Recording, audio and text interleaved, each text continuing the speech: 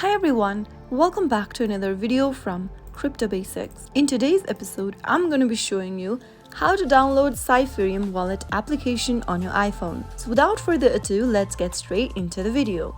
First of all, open your App Store and go to the search box at the top and type in Cypherium wallet. Once you make a search for it, look for this application and tap on the Get button to begin downloading the app. Cypherium Wallet is a mobile application designed to manage your digital assets on the Cypherium blockchain. The app allows you to create and manage your account, send and receive transaction, and view your balance and transaction history. Once the application is downloaded, tap on the Open button to open the app, and there you have successfully downloaded Cypherium Wallet on your iPhone. Now you can import your existing wallet or create a new wallet from the first interface. That is how it is done. If you found the video to be helpful, go ahead and give us a thumbs up. Don't forget to subscribe to the channel by hitting the subscribe button.